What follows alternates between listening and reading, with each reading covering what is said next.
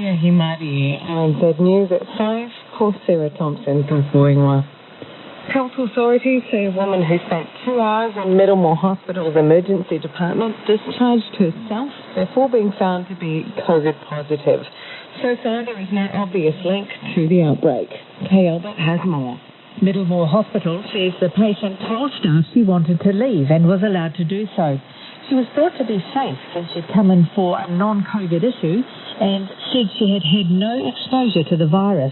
She also had no symptoms and had not been to a location of interest. The woman went to the emergency department at 10 yesterday morning and was swabbed as a precaution. But the results later came back positive and the woman has been moved to a quarantine hotel.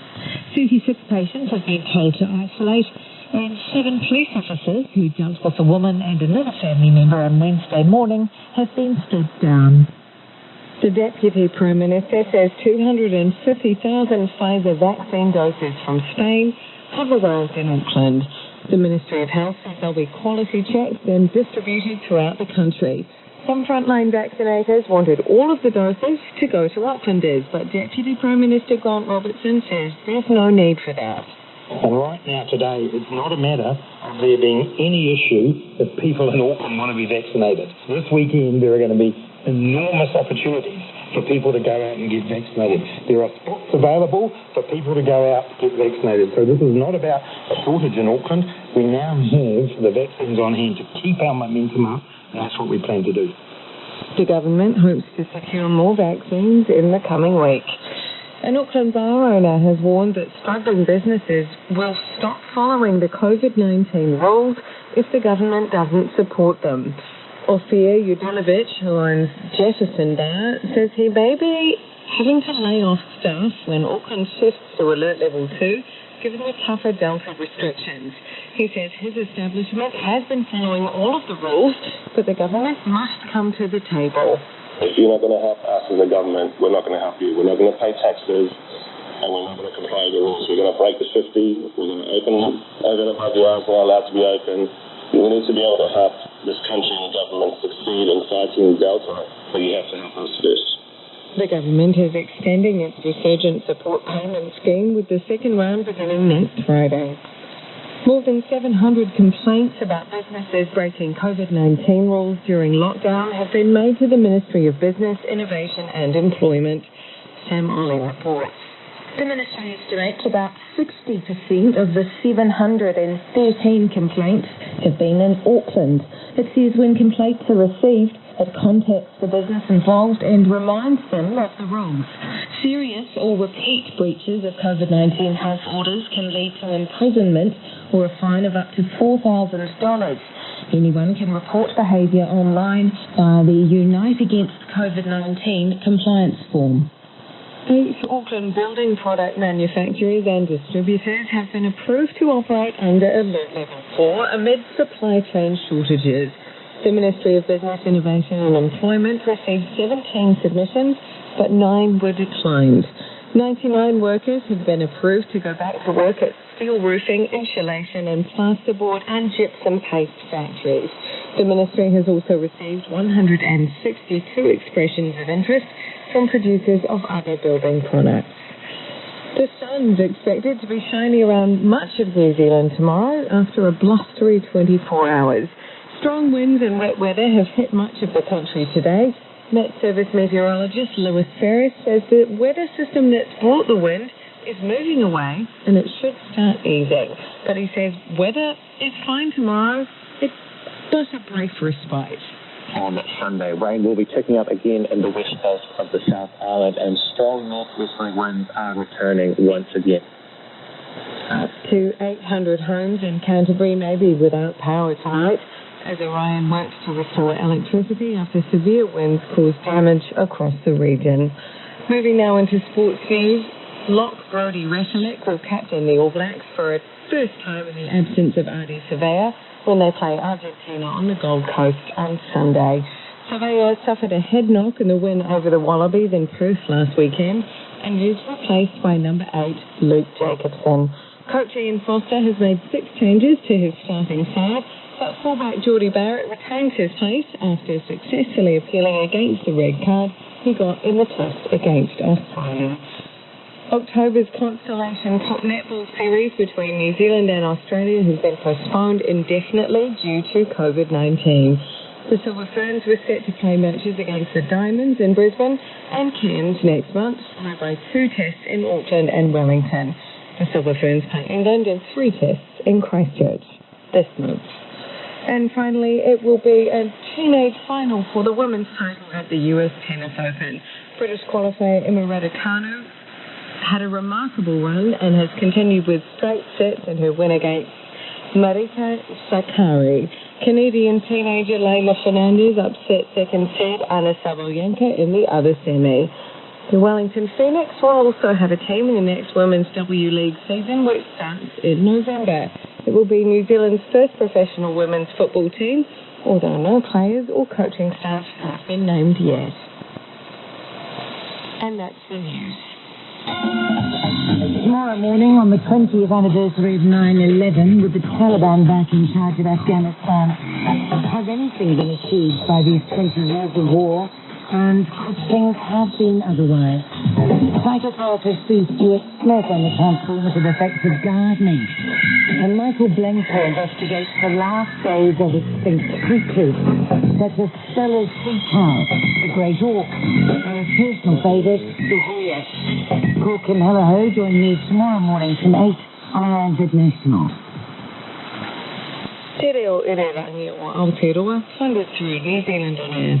Now the short forecast from Met Service to midnight, Raharoi Saturday. Northland to Manawatu, including Coromandel Bay, Plenty and the Central High Country. Isolated showers, period of rain this evening or overnight, possibly thundery with wind squalls possible. Gisborne and Hawke's Bay will see some high clouds, scattered rain spreading north tonight, then becoming fine tomorrow. Horowhenua to Wellington, also Wairarapa, Nelson and Marlborough.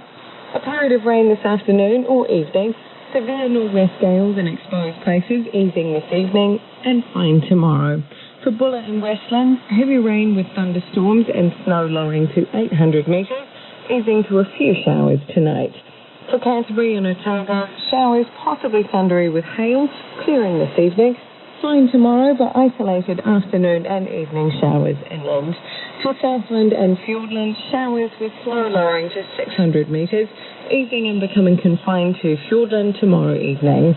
And for the Chatham Islands, cloudy periods with rain possible, and also thunderstorms tomorrow morning, then easing to showers. That concludes the short forecast from that service to midnight Raharoi Saturday. It's 7 minutes past 5. Kia ora e ho tēnā koutou katoa no mai haere mai ki Checkpoint i tēnei rā. Middlemore Hospital says a woman waiting on a COVID-19 test result was able to leave its emergency room after being deemed safe to discharge. But after their release, the patient returned a positive result, leaving health officials scrambling to locate her. Nick Trubridge and cameraman Nick Monroe have the story. Middlemore Hospital, once again ground zero for a mystery COVID-19 case that has Aucklanders on edge. It's the second time within a week Delta has been discovered at the hospital. I'm standing outside Middlemore Hospital's emergency department where yesterday a woman turned up with a non-COVID-19 related issue. She passed all of the initial screening tests and then spent time in the adult short stay ward. Now, while she was in this ward, she got a COVID-19 test. That test came back positive. But the issue? Well, the woman self-discharged before those positive results came back. Checkpoint can reveal the woman requested a discharge which was granted by hospital staff despite the fact they were still waiting on her test result. County's Manukau DHB says the woman was deemed safe to discharge based on her initial presentation to the ED. But post-discharge, when the test result came back, health officials scrambled and police officers were dispatched to find the woman, who's now in managed isolation, while another 30 ED patients have been forced to isolate either at home or in hospital. Director General of Health, Dr. Ashley Bloomfield, says he's confident the woman was truthful during her initial COVID screening completed prior to taking a test. Yes, I'm confident that the patient sought care and was open and honest about symptoms, and that the appropriate care was provided.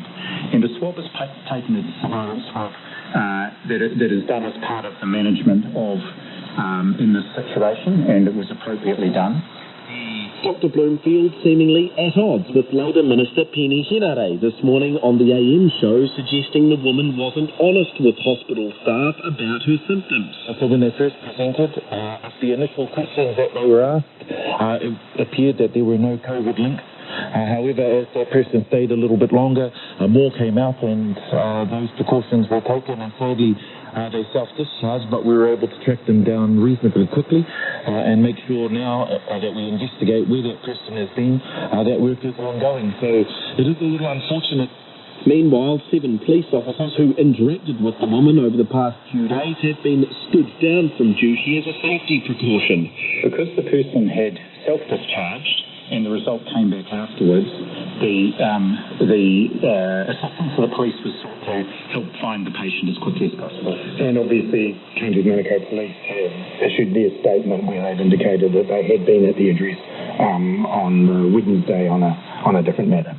Back in South Auckland, the mystery case sparking surprise and concern at a nearby vaccination centre. We're a bit anxious, I guess, but first thing, that things will get better anytime soon. Did you guys hear about it? No, none of us heard about it. Another reminder that we obviously need to stay vigilant. One thing the mystery case hasn't sparked is a rush on testing at Otara's once bustling drive-in testing centre, less than 10 minutes down the road. We sat and watched for 30 minutes. There's mostly more staff than cars, with barely 10 vehicles lining up at any one time. South Seas Healthcare Clinical Director Dr Andrew Chan Mao says testing numbers have dropped in recent times. The last couple of days, maybe edging towards 800 the last couple of days. There was a slow patch late last week, but I think it's picked up again this week. Despite the absence of long lines in Auckland today, Dr Chan Mao seems confident testing is where it needs to be. He says 1,000 tests a day were taken during the first 5 days of level 4, before levelling off and picking up again. But also in terms of the awareness of the Delta variant, that people are probably a bit more on edge, probably a bit more cautious as well. So they're probably tending to go to a testing centre which is much closer to home for them as well. Delta continues to disrupt people living in Auckland South. Today, once again, a popular supermarket popping up as a location of interest, hours after the Middlemore case was revealed. Countdown Manitoba again finds itself on that locations of interest list, specifically for the 7th and 9th of September. Now, shoppers who are here at certain times are asked to self-monitor symptoms. If they do become symptomatic, the advice is to stay home and get a test. The supermarket closed, locals left wondering how to get their food orders, and deep cleaners in head-to-toe PPE moving in to do their thing yet again. Despite it all, Manukau Ward Councillor Efesol Collins says his community remains laser-focused on elimination. Our focus has been getting everyone vaccinated, keeping everyone safe, and showing that our best defence at the moment is making sure that we're vaccinated and everyone's healthy. So I think the community's really focused on that at the moment and feeling good about what they're focused on. But another COVID-19 mystery, certainly not what's needed to end lockdown misery in Tamaki Makaurau. Margie Arthur is the CEO of Counties Manukau DHB and joins me now. Kia ora, Margie. Oh, kia ora, Lisa. Can you tell me why Middlemore thought it was safe to discharge the woman while she was still waiting for a COVID test result? Well, in addition to her answers to the screening questions, the team assessed her in ED, and so she was asymptomatic when she came into ED, and she was asymptomatic while she was in the short stay ward. So those factors together, and also that we can't keep people in ED against their will, and having had a conversation with her, she still chose to leave. You can't keep them, but I imagine you can offer advice. So did you advise her to stay until the result came back? Our team on the floor would have done everything they could to try to encourage her, but the reason for her coming into ED was resolved, and while we would have liked her to have waited, she chose to leave, and that's her choice. So if she wasn't showing any symptoms, why was she given a COVID test in the first place? It's not unusual for our team to offer a test, and while we have protocols and procedures, there's a good level of judgment that we rely on. These are professionals who are able to, just in their conversation, and, we've been particularly vigilant this week for obvious reasons. And so a decision was made to authorities, and she took it, which we're really grateful for. I just want to be clear on this. Was this a surveillance test, or is it, as you have suggested, that the staff picked up on something that suggested she should be tested? The clinical notes, again, suggest that she was asymptomatic, and for whatever reason, the clinicians on the front line decided they'd offer it to her. I wouldn't speculate on what they also saw in that situation. Okay. That she took it. But are you sure she didn't have any symptoms? Because a patient turned up the other day and wasn't tested because they didn't have symptoms, but they had a stomach pain, which is listed as one of the symptoms of Delta. So you're sure this woman had no symptoms? So the notes that the team wrote, and she had two assessments in the ED triage and then in the short stay ward, and they all say that the staff did not note any symptoms. Can you confirm whether she was there for a family violence matter? I'm not at liberty to divulge any other circumstances for this patient for privacy reasons. Okay. So we understand that she arrived at about 10 a.m. in the morning on Thursday. What time was the COVID test? The COVID test was taken at, sorry, I'm just scrolling my notes. 11:51, she was moved into the short stay ward. She made a decision to leave at about 11:53, and we took the test then, and she left at 2 minutes to 12.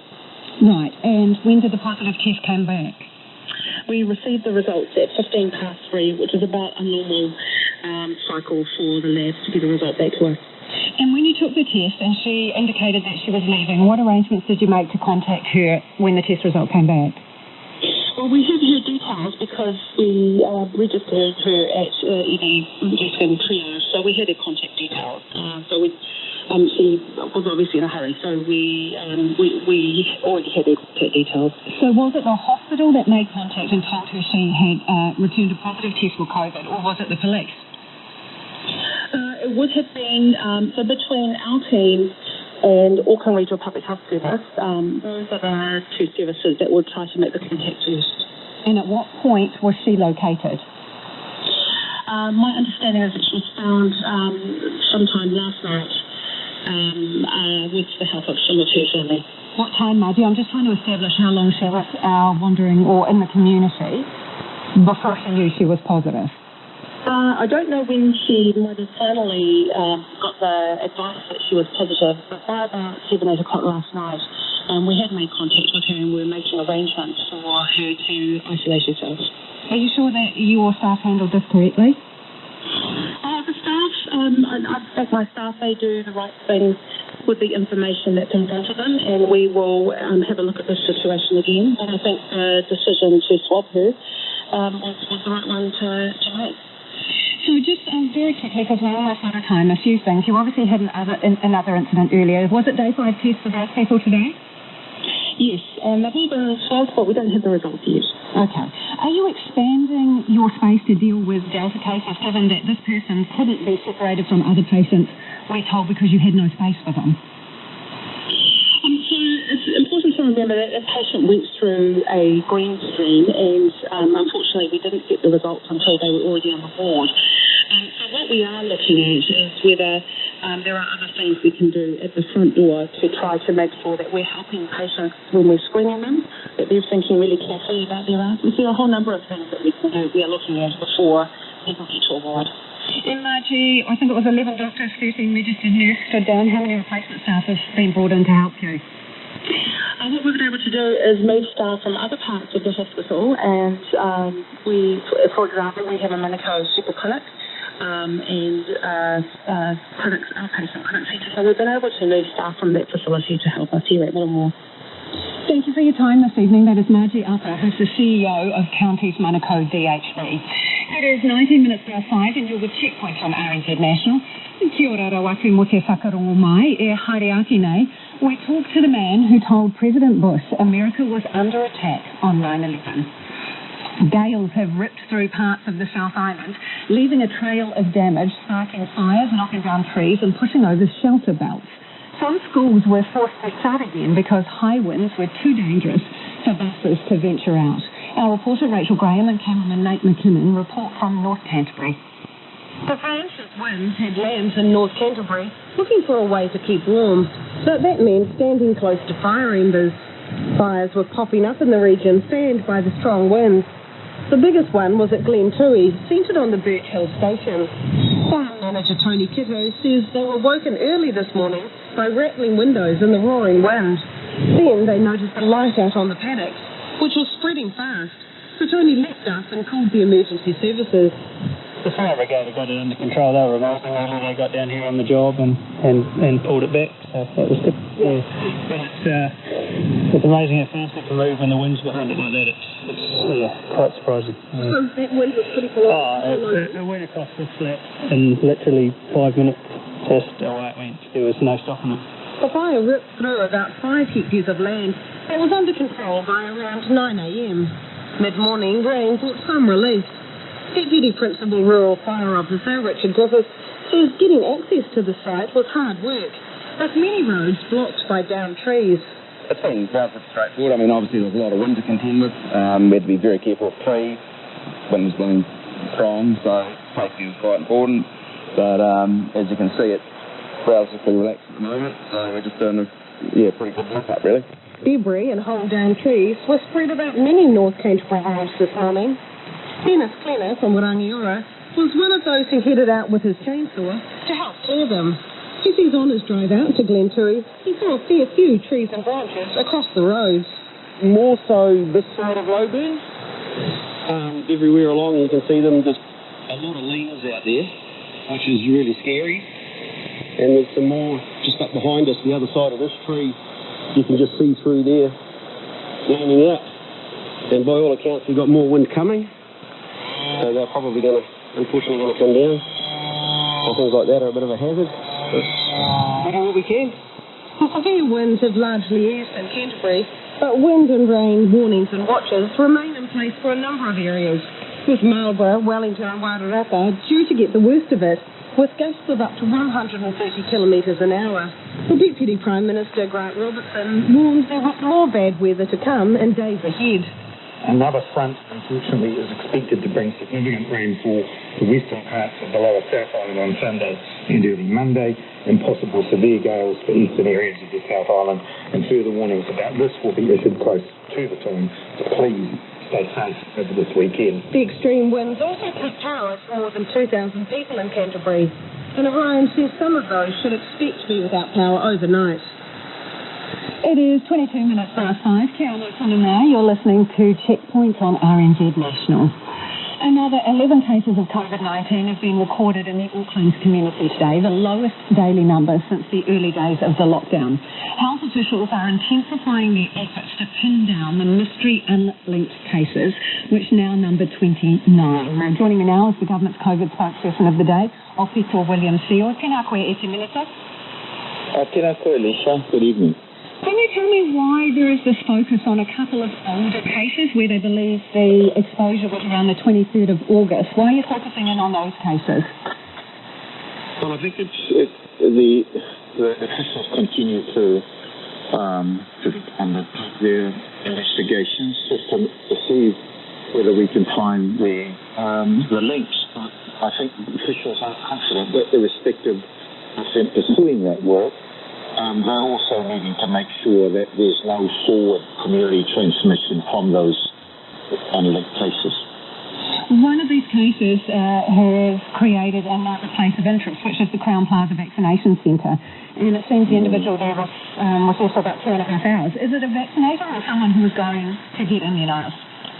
I don't have that information. But I understand that the date of that potential exposure for that location was about 23rd of August, but you'll recall that the COVID-19 exposure at Crown Plaza on the 17th of August, that person was moved to a quarantine facility on 19th of August. So is it suspected that there is some missing link between this case and the case it's connected to, meaning there potentially could be another person transmitting or another cluster? Well, it's too early to tell, but the advice I've received is the officials are really confident that knowing the cases as they do now, identifying that 29, they can't see any forward community transmission. But still, as part of their ongoing investigation, and these investigations, I understand, do take time, they still want to try and track it down to see where the links may be. And given the fact that we're dealing with Delta, which is very aggressive and transmissible, I think as part of the ongoing investigations, it's just good to have a sense of confidence about what they're doing. So more than 7,000 tests yesterday in Auckland, and that's the volume we're told that we need. But officials have also been telling us it's the makeup of who's getting the test that's also vital. So what do we know about who's getting tested and whether they're from the right areas? There's about 23 testing sites across Auckland. There's been a lot of work that's been stood up in South Auckland. I'm aware a couple of days ago, the numbers I saw, Samoans in particular had a very high percentage testing rate, 25%. So I think we're heading in the right direction. But I know also with the Māngere Church cluster that we put quite a bit of effort with our providers on the ground to focus on testing. And then about a couple of days ago, they were in the clear to start focusing on vaccination. So it's testing and vaccination that has to go hand in hand. So people are wondering why you don't use a mobile testing station to just actually go around the streets and test people in the areas that you're most interested in. We've got a big population in Auckland.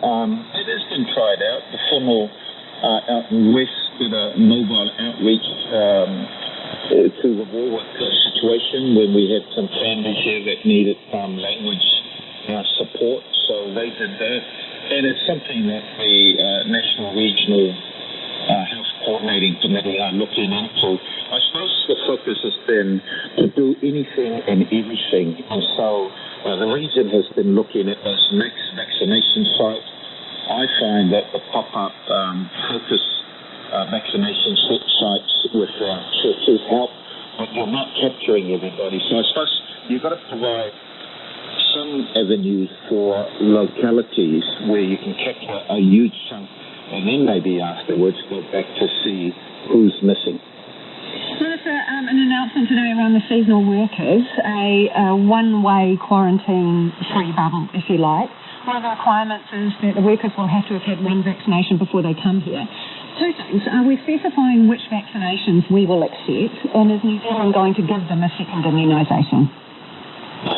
That's the thinking. I think that was the announcement made by Minister O'Connor earlier today. I mean, those discussions have been ongoing. I think the request has been about making sure that those islands who are relatively COVID-free, the people who come through to support us in the horticulture and viticulture, that they are protected. And yes, the consideration has been given that even if they've had dose with AstraZeneca, that the scientists are advising us that it is possible also to give them a second dose of Pfizer. Appreciate your time this evening. That is Official William Sheil, who is the government's COVID spokesperson of the day. While the rest of the country has moved to alert level 2, Auckland remains in lockdown, which means still no takeaways. For some people, it's a case of cooking fatigue, or they don't know where to begin. Some are simply craving their favourite takeaway treat. Others are rising to the occasion. Reporter Louise Tanuth and Marika Habazi hit the streets to see how Aucklanders are faring in the kitchen and get some chef advice on some of their mishaps. A sign of lockdown in Tamaki Makaurau is outside almost every supermarket. Our restaurants are deserted. Peter admits he's not much of a cook, so it's been tricky. What are you kind of living off? Toast, eggs, usually stuff like that. He's got a hankering for some KFC or a curry when alert levels allow. Mikkel is also feeling the frustration of cooking 3 times a day. Usually we cook at home and then eat out twice a day, but now you're going to cook in 2 days as well, so I mean it is getting a bit hectic, so looking forward for the kitchen, so not really. He's experimenting, but it's a bit hit and miss. Trying to new things as well, try to fit a bit of fusion as well in different cuisines, so sometimes it has to go wrong. Then you just keep quiet and eating it by yourself, But other times when it goes well, I'll share with some flatmates. McDonald's or something spicy is on his takeaway list. The increase in cooking for some people means more trips to the supermarket or just a bigger shop. Robert's doing multiple shops a week. Twice a week? Yeah, just to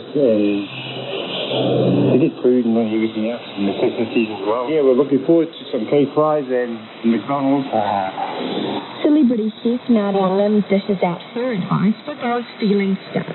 I kind of got around it by cooking some dishes and meals in bulk and then having it in the freezer so that I didn't have to cook every night. You know, pasta bakes or lasagnas or soups, casseroles, things like that. Go through the freezer, do a bit of a stock take and start using all of that up. But some simply aren't fussed about takeaways at all. We don't take away people, so we used to cooking meals like going to the supermarket getting meals and doing all that, so we're actually quite used to it. So we don't really miss it. So we have our own garden, so we have our own veggies. We just come and get supply of milk feed, you know, the basics. Others have risen to the occasion of recreating their favourites. That's what I came off and actually started from recipe, really. Fantastic. What new things have you been trying? A lot of fried chicken, a lot of burgers, casseroles. Things I haven't really made yet. Kind of a bit of a cook-off, so they don't need much change. What have you been eating? What are the dishes? Turkish, been doing like homemade takeaways, like trying to spring up north and just been like experimenting with stuff. So. On Monday, Cabinet's decision on Auckland's alert level will determine just how close those takeaways are, or whether it's fakeaways for a while yet. And if you were listening to that on radio, you can check out Marika and Louisa's piece on our Facebook page.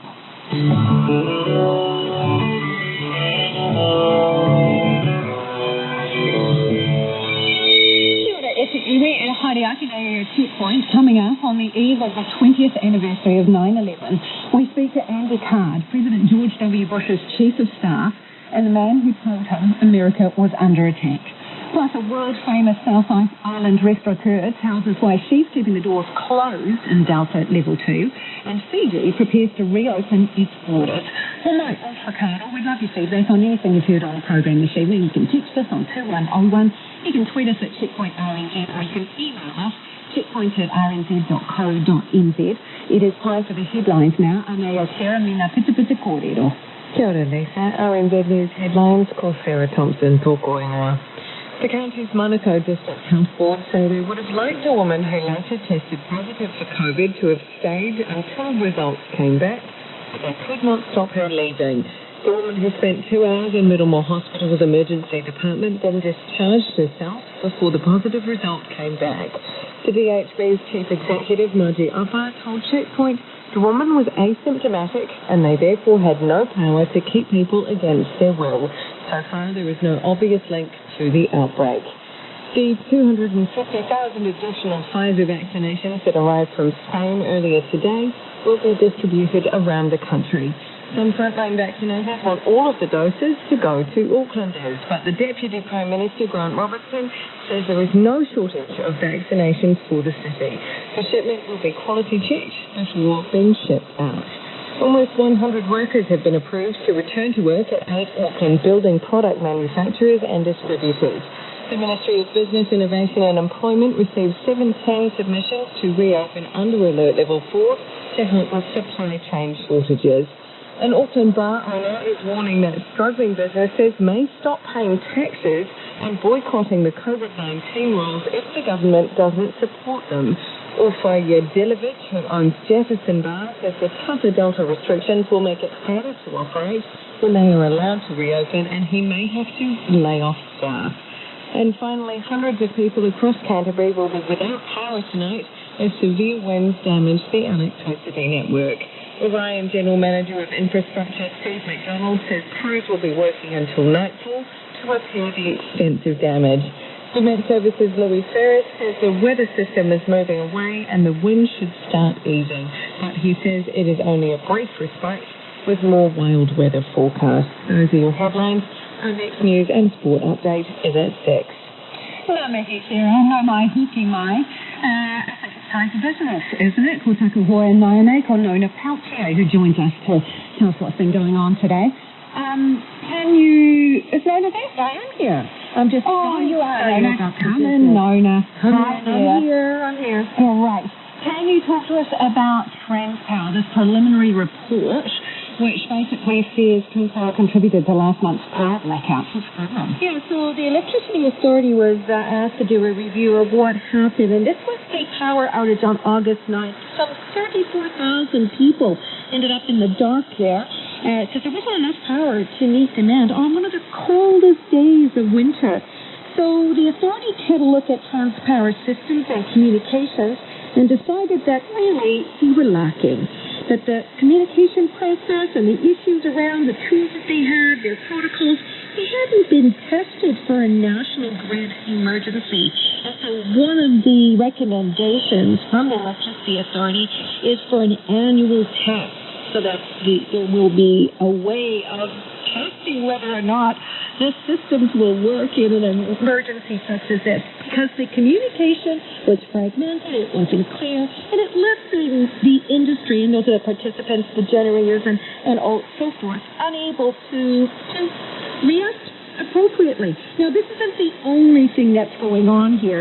The Electricity Authority is also going to do a broader report into the blackouts more generally, and that's going to include the actions of the generators. As you may recall, Lisa, they were under fire for not starting up the backup supply when the power became short.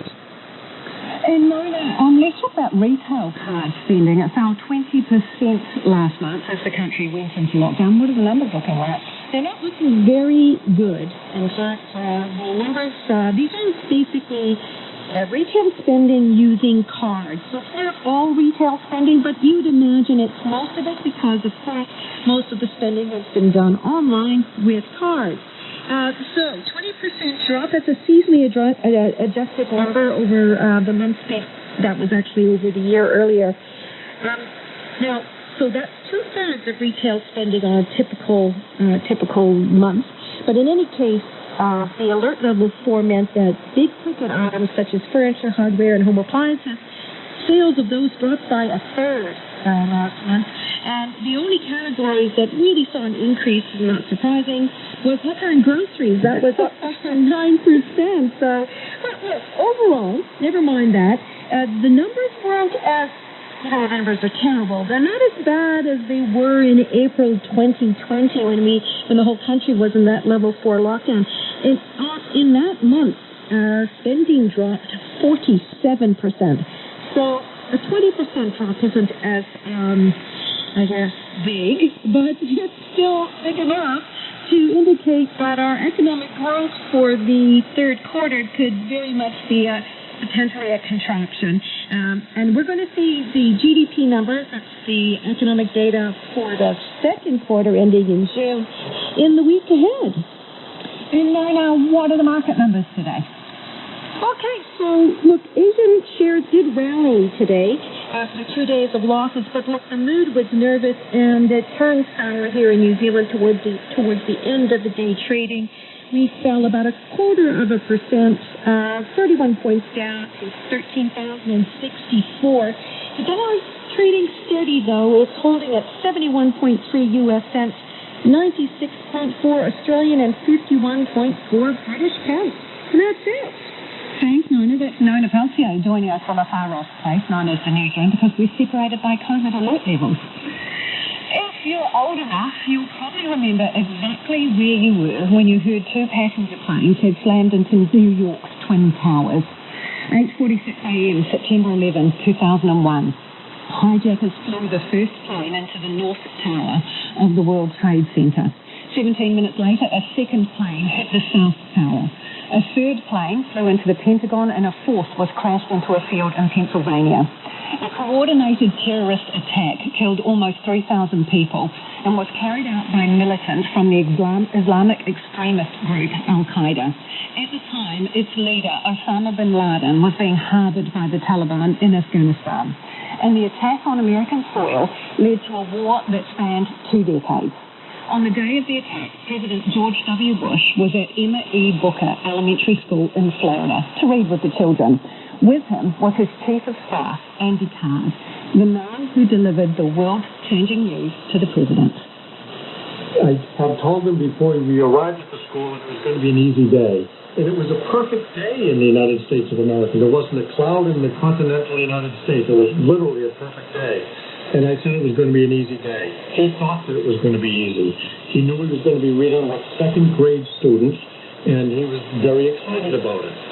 We arrived at the school and went into a holding room that was a kind of a White House command center, and the President got on the phone with his National Security Advisor. I did not hear that phone call, but it did not talk about an attack on the United States. The President then went to the door of the classroom and was with the principal of the school getting ready to walk into the classroom. I was standing with them when the National Security Advisor on the trip, a Navy captain by the name of Deb Lowe, came up to the President and said, "Sir, it appears a small twin-engine prop plane crashed into one of the towers at the World Trade Center in New York City." The President, the principal, and I all had the same reaction. Oh, what a horrible accident. The pilot must have had a heart attack or something. And then the principal of the school opened the door to the classroom, and she and the President went into the classroom. I did not go into the classroom.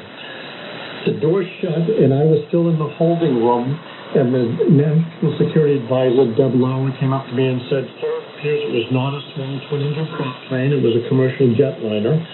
And then that was a nanosecond because Captain Lauer came up to me and said, "Oh my God, another plane has hit the other tower at the World Trade Center in New York City."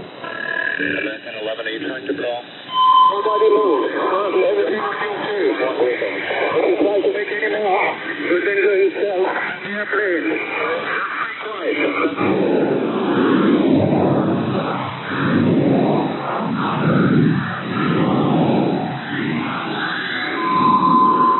I then flashed the three initials, UBL, Osama bin Laden. I knew who he was, I knew about the Al-Qaeda network, and I knew about the attack on the World Trade Center in early 1993, February of 93. And I then performed a test that chiefs of staff have to perform all the time. Does the President need to know? Easy test to pass, yes. I made a decision that I would pass on two facts and make one editorial comment, and to do nothing to invite a question or start a dialogue, because I presumed he was sitting underneath a boom microphone, and I knew he was sitting in front of a press pool with second graders, and I didn't want to have a dialogue with him. I thought about what I would say. I opened the door of the classroom and stepped in. The teacher of the school, Mrs. Daniels, was conducting a dialogue between the students and the President.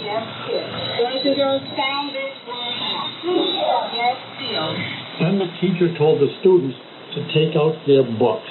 60 on page 150. As they reached under their chairs or desks and pulled out the book that they were going to read with the President, Dogpack Goat, that's when I walked up to the President. He did not see me coming. He did kind of glance in my direction when I leaned over and whispered into his right ear. A second plane hit the second tower. America is under attack. I stepped back from the President so that he would not ask me a question. He never turned around to me, but I could see his head bobbing up and down. I was very impressed with how he reacted. He did nothing to introduce fear to those young second graders, and he did nothing to demonstrate fear to the media that would have translated it to the satisfaction of the terrorists all around the world. Instead, I saw his head bobbing up and down. I honestly believe he was reflecting on his responsibility, his unique responsibility to keep the presidential oath, to protect and defend. And so I believe that day was a day he recognized what the real job of being president was, and that he had the resolve to meet that responsibility. Andy, did you realize when you leaned into the President's ear and uttered those words that the world had changed in that moment? I don't want to sound arrogant, but I knew that I was delivering a relatively unique message in an absolutely bizarre world where you couldn't have a conversation, and that, yes, it was a message that was going to cause the world to change from what we knew it to be. So when I said that America is under attack, I did know that I was passing on something that was very dramatic and that it would change the nature of the Bush presidency.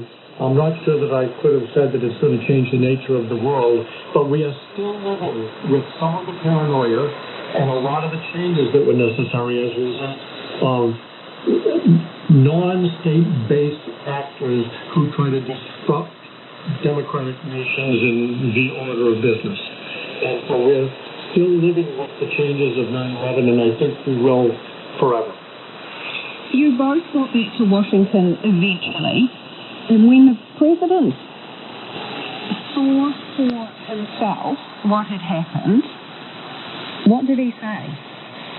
Well, first of all, we did get to see television, so we saw the replay of the attack on the World Trade Center. We saw the buildings collapsing. We saw the people jumping out of the windows when the fires were there.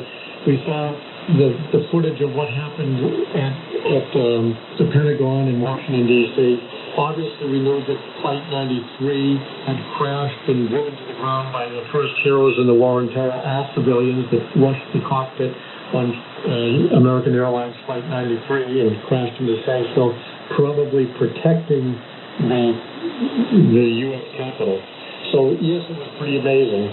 But I honestly, the president looking out the window as Air Force One was coming in to land at Andrews Air Force Base in Washington, D.C., you could see the smoke billowing out of the Pentagon. And the president turned to me and said, that's the face of war in the 21st century. So, yes, it was very dramatic. By the way, that evening, the president addressed the world at 8:30 p.m. East Coast time. These acts of mass murder were intended to frighten our nation into chaos and retreat. But they have failed. Our country is strong. A great people has been moved to defend a great nation. Terrorist attacks can shake the foundations of our biggest buildings, but they cannot touch the foundation of America. He told the world in a very short address that if any nation harbors terrorists, they will be just as guilty as the terrorists. And that changed America's foreign policy, such that it's in place still today. Of course, now we have the added concern that Afghanistan might revert back to its old ways and be a place where terrorists would be harbored. And we hope that the Taliban and the leadership in Afghanistan has learned their lesson and will not allow that to happen. I want to talk about that more shortly, but before that, just a few days later, after you whispered those words to the president, the United States went to war in Afghanistan. And, you know, it had been harbouring terrorists and the masterminds at the base of this plot. That lasted almost 20 years to the day, right? So what is the lasting achievement of that? Well, the lasting achievement in the short term is that, and the short term is 20 years, the remarkable men and women who serve in the armed forces, not only in the United States, but other nations around the world that joined the coalition, and the intelligence services, did a great job of making sure that Afghanistan did not harbor terrorists that could plan and execute attacks around the world the way they did on 9/11. So the men and women that went over there on October 7th, was when the war in Afghanistan started in 2001, they deserve kudos for having accomplished the mission that the president sent them on. That mission also extended to help try to introduce democracy and freedom to the people of Afghanistan, and free women and young girls, and let them go to school, and let the women have roles in government and in business, and to try to be able to develop a thriving economy, and one where you could have hope and expectations for greater success. And unfortunately, the Taliban taking over in Afghanistan now, when the U.S. pulled out, I think a little faster than they should have, has created angst, and legitimate angst, and I am fearful that there could be a reversion back to the old times by the Taliban. So, but yes, people should be proud of the service they rendered during the 20 years that we were in Afghanistan as a result of the attacks on 9/11. And the world was much safer while we were all working together as allies and as a conscience, not only in Afghanistan but around the world, so that terrorists wouldn't feel empowered. I hope that they do not feel more empowered today because we pulled out of Afghanistan than they were when we were in Afghanistan. But I do worry about it. And I know New Zealand in particular has had problems, and we have to respect that and help New Zealand find the right way to make sure that people are safe. So, is the way America has withdrawn from Afghanistan, is it wrong? Have they abandoned Afghanistan? I don't think that it was wrong. I think that it was not handled in the best way. I can understand the desire to get out of Afghanistan or to declare that we reached a new phase. I wish that we had maintained Bagram Air Base as a base of operations and as a place of conscience to keep an eye on the government of Afghanistan and be able to have better human intelligence as to what's happening in the darkest corners of Afghanistan. So I wish that we did not abandon Bagram. And obviously it's traumatic not to have an embassy in Kabul. There's no U.S. embassy, and I think that's a problem. So I do think we pulled out a little bit earlier than we should have, and I don't think that we should have pulled everything out all at once. I think that there should have been much more of a transition. But it is what it is, and we have to work together. And I hope the whole world will end up becoming a conscience on the minds of the leadership in Afghanistan so they don't revert to their old ways. The Taliban does not have a good track record. We really can't trust their rhetoric. We have to invite them to demonstrate by deed that they will be responsible leaders in the global community and not harbor terrorists in their countries. So what are our responsibilities? Because there are a lot of people who were left behind, and New Zealand made attempts to evacuate people who had helped us while we were there. I mean, what moral obligation is there to go back and get those people who helped coalition forces and allies whose lives are now at risk? I think the United States has a significant moral obligation to keep their promise. For those people who helped working as translators or intelligence or just help us in the field over there, I think we have a responsibility to keep our promise made to them. I think we have a responsibility to maintain a conscience so that young girls continue to be educated in Afghanistan and we can see the success of women in leadership positions. And yes, I'm very, very troubled that I'm fearful. I'm fearful that Afghanistan is taking actions right now. Even the new leadership team does not offer me thoughts that they are doing the right thing. I think they've decided to have some people in the leadership of their country who have a horrible track record, and I don't think they have earned the right to govern people even in their own country. Does that moral obligation extend to New Zealand and other countries who were in there as well? Well, I hope it does. It's the right thing to do. So I just wonder, if we're sitting on the sidelines here watching history repeat itself, in the aftermath of 9/11, President Bush wanted to go in there and pick both sides, as he put it. Now we have President Biden vowing to hunt people down and make them pay. And I suppose the question is vengeance worth it? Revenge was not the only intent, but I think it's right for the president to say anyone who does what Al-Qaeda did to the United States or what they've done in Great Britain or New Zealand or Australia or any other country, we will stand up and there will be a consequence. I don't know that I want to call it revenge, but there should be, you will pay for this. You will pay, and some of you will pay dearly. And I think that's appropriate. We have to have the courage to follow through. On September 14th, 2001, the United States Senate voted unanimously to go to war. And the U.S. Congress was unanimous with the exception of only one vote about going to war. So authorizing the war against terror and the war in Afghanistan came with unprecedented support from the American political system. And George W. Bush was elected in a very controversial election. And there was tribalism, Republicans and Democrats. September 11th brought us all together. We were just Americans. Almost 20 years on, how often would you think of that day? every day. There is a day that goes by that I don't think about 9/11. And I said I was haunted by the vision of people jumping out of the World Trade Center towers to avoid the heat, willing to jump to death rather than burn. I think I had friends on every plane in every venue that died. I think of it every single day.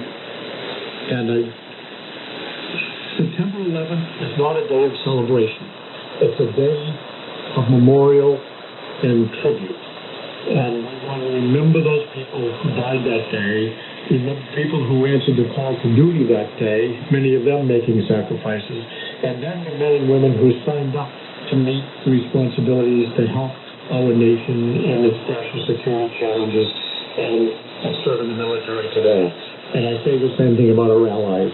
We're very grateful to the allies that stood with the United States in the subsequent days to 9/11 and have remained close allies.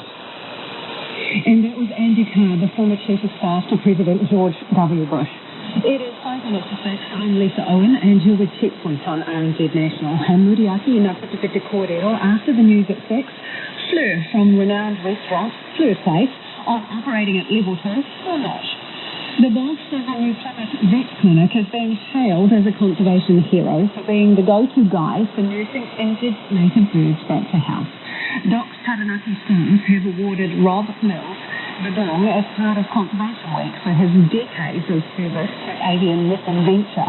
Our Taranaki Whanganui reporter Robert Martin has more. Rob Mills is a reluctant hero, preferring to shift praise elsewhere. Okay, hero is a little bit of an overstatement, but many years ago, 15, 20 years ago, it was actually my wife Dawn who started it all off. She had a very keen interest in all things avian and went and did some postgraduate studies, and as part of that, it increased our interest in the wild birds. Mills is the clinical director at the Plymouth Vet Group. Just treat birds pro bono, and he said once we've got out, people started to bring injured birds into the clinic. From time to time, people would, not knowing where to bring them, would bring them in, and so it all started from there, and then we started to actively record, what we were seeing, and a big interest grew from that, and it's at times it certainly seems to snowball. The clinic has now treated more than 1,200 morbid birds since it began taking records, and has developed a relationship with Wild-Based Hospital at Massey University. Mills says the most commonly injured birds are kangaroo, which are flown into windows. Occasionally we'll anaesthetise them, give them fluids, pain relief, take some x-rays, and if everything is looking like it's going to have a good long-term outcome, Avery, one of our nurses here, she coordinates with the wild-based and orinates the queries. We can get them to...